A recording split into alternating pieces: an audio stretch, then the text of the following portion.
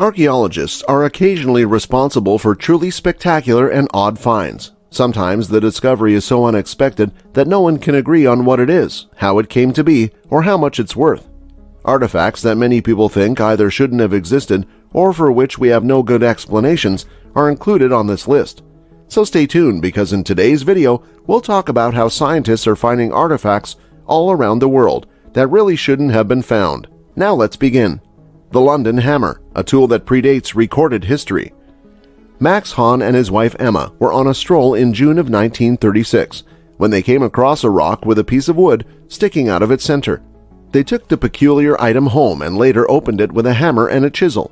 Strangely, what they discovered inside resembled a hammer from the ancient world.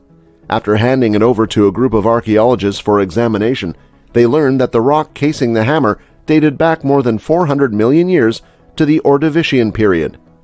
The accuracy of that dating has been called into question, but here's the kicker. Preliminary estimations put the age of the hammer at more than 500 million years. The handle is so ancient that it has already begun to coalesce in places.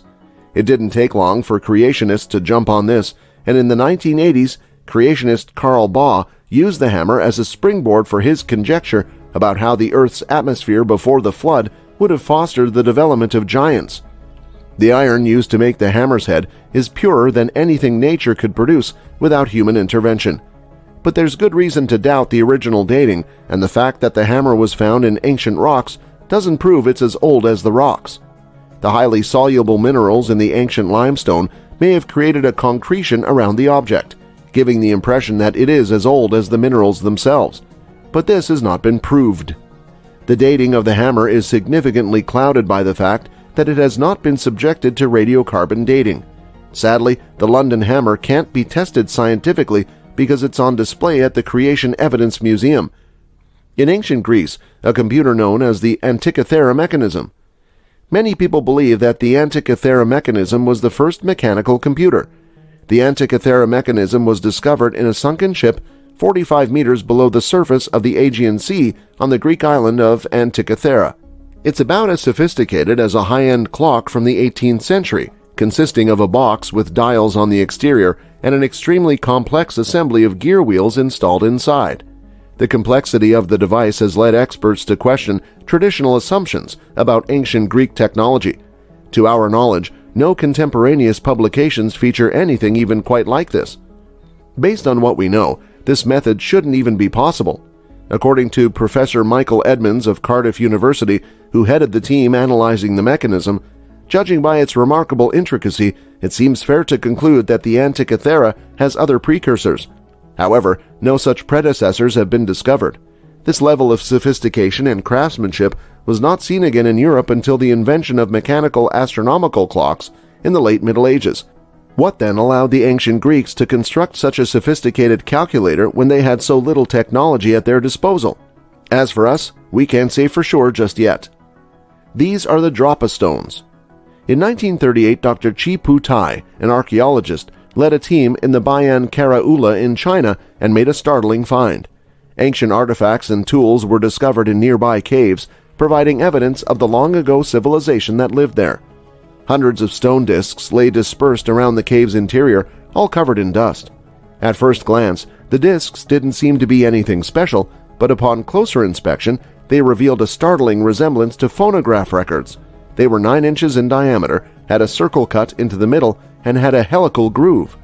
They are older than 10,000 years, scientists say, but it turns out that the spiral is made up of microscopic hieroglyphics. The fascinating narrative of spaceships that crashed into the mountains, piloted by people who named themselves the Dropa, were revealed after the discs were investigated and translated. Or so says Sun Nui, the Chinese expert in charge of studying the Dropa stones. His declaration shocked the world, but he was mocked by the scientific establishment and forced into self-imposed exile in Japan. In response to a request from Russian academics, China shipped some of the discs to Moscow for analysis. According to Dr. Vyacheslav Sizev's account on the illustrious Soviet magazine Sputnik, the discs were demonstrated to vibrate or hum in an irregular rhythm when placed on a special turntable, as if an electric charge were flowing through them.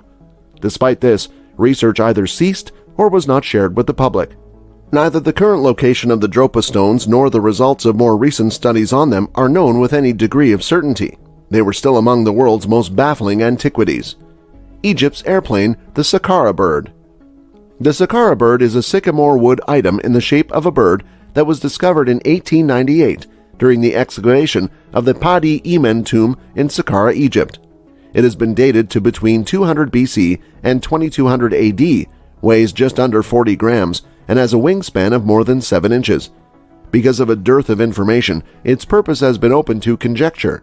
Indeed, ancient Egyptians understood the basics of flight, albeit how this translated to the item is unclear. Then why did it exist? Did rich Egyptian kids just play with that?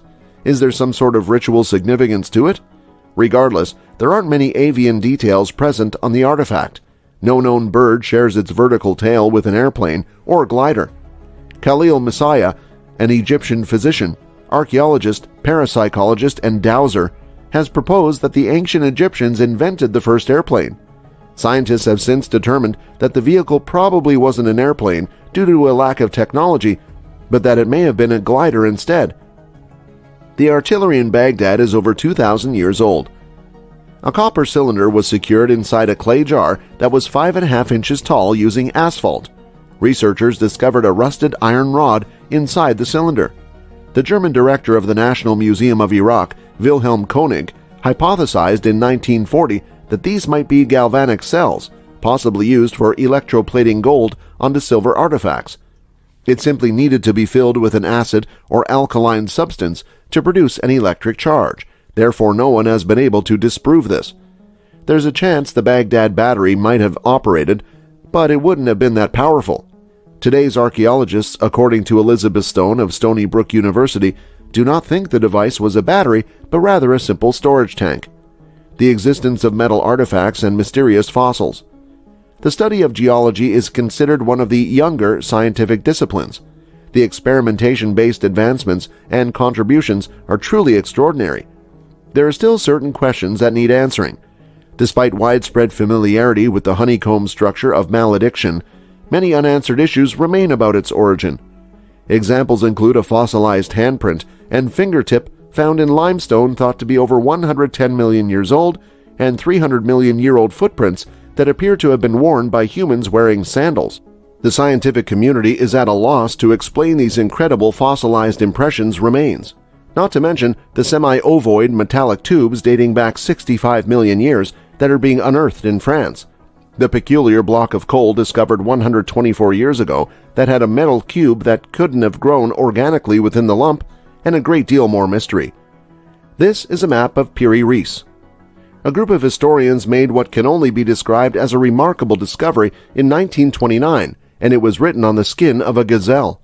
They examined it carefully and determined that it is an authentic map drafted in 1513 by Piri Reis, a well-known admiral in the Turkish fleet.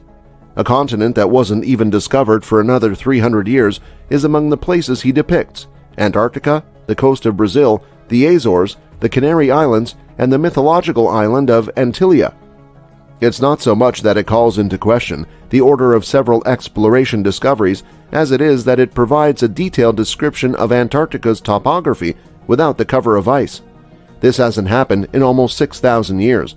Then tell us, how is it possible for a Turkish admiral from 500 CE to draw a map of a continent that had been frozen over for the past 6,000 years? Which of these scientists' discoveries comes as the biggest shock to you? We would appreciate it if you could let us know in the comment box, and that is all we have time for today. We do hope you enjoyed the video, and we encourage you to subscribe to our channel on YouTube for more incredible content.